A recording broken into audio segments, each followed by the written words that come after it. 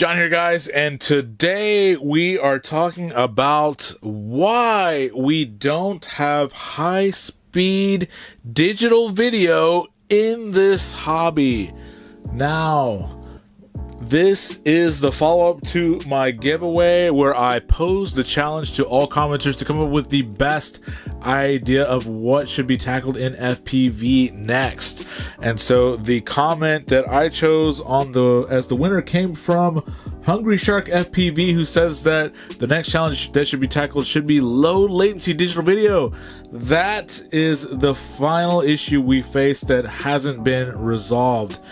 And there were a lot of great comments in the contest that came across. I really liked some of the comments from, say Roots FPV, who said easy ways to leave SD cards so we can dump our files via Bluetooth or Wi-Fi. That is a great suggestion. I also liked Stevo4478's comment that says Skyward RC should put an integrated LiPo checker in the battery cable. That is also an excellent idea. And there was several others, just really great videos. Yvonne says that a master slave mode for crossfire receivers should be a killer feature.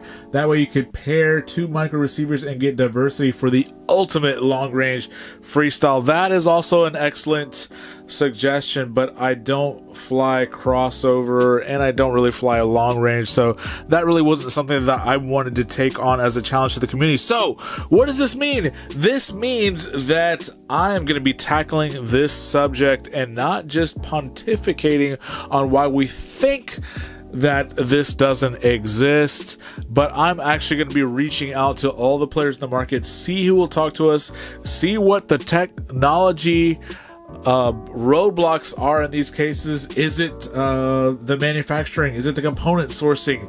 Is it the cost? Or is it that we are still on the bleeding edge of coming up with solutions to this? Now, one reason why I think that this is probably possible.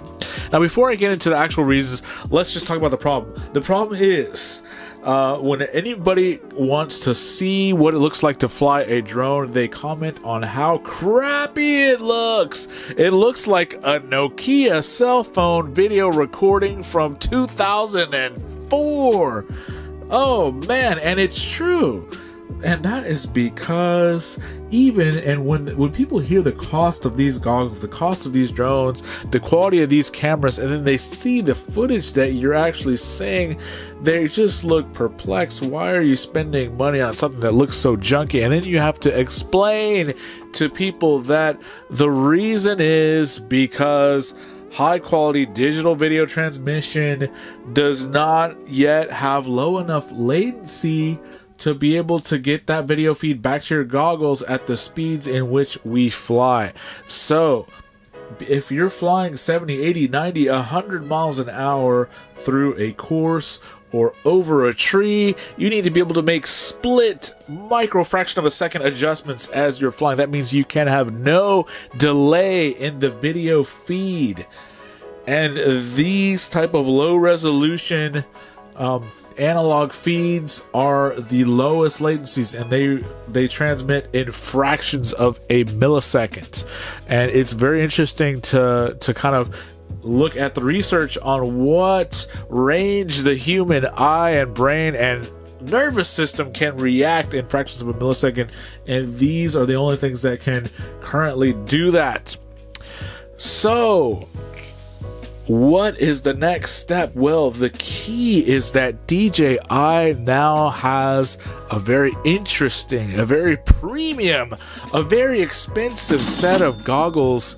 But when you compare the price of the Fat Shark HDOs with the price of this rapid fire module and a couple of antennas, you're already well into the $700 range, putting you in approximate distance to the DJI option. And DJI can transmit digital video. But the problem is that DJI drones travel much slower. 35 to 42 miles per hour is the average for most Phantoms and Mavics.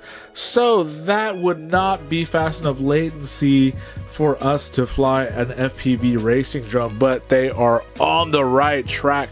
The components are starting to trickle down. We just need an increase in speed or a lowering of latency by a factor of a 2, 3, whatever the case may be, and then we will have it. So who am I going to be reaching out to?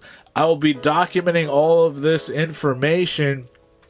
And back in the day, whenever I worked as a very young person at NASA in the Automations and Robotics division, part of my job was sourcing components, calling up companies and saying, hey, my name is John.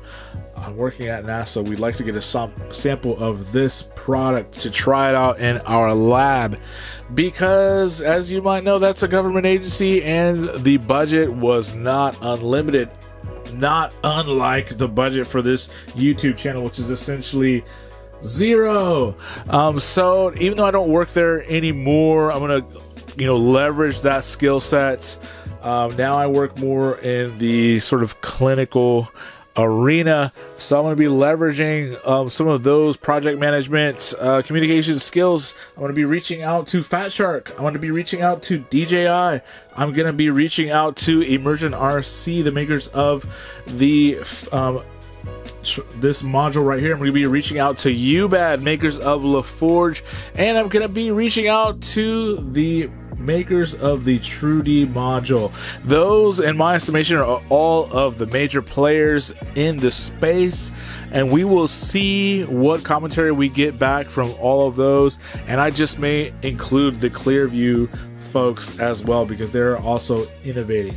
So we have a range of people to contact. Let's contact them all, and we'll at least get an estimation of what the barriers are, what the limitations are, how close we are to be able to achieve this goal of having better and better footage. But I can tell you this, guys, the camera quality and technology is slowly increasing. This rapid fire module is really reducing the amount of breakup and grain that we see in our video feed. And the cameras, such as the latest edition of the Predators and the Sparrow 2 and the Sparrow 3 and the Swift 3, they are all getting better and better images. So we're bridging that gap, but to the average person that looks through it, it still looks like garbage. So look forward to those videos coming out soon that will run down what is going on, and we'll see if we can get those things started. Now, those are things that these companies are probably already working on, but we can kind of get our voice out there, get us heard, get some updates, so that maybe we can adjust our forecasting projections of what we're going to be purchasing. If we get a sense that in 18 months a new goggle is going to come out or a new module, we can adjust our purchasing accordingly. So look forward to that. Thanks, guys.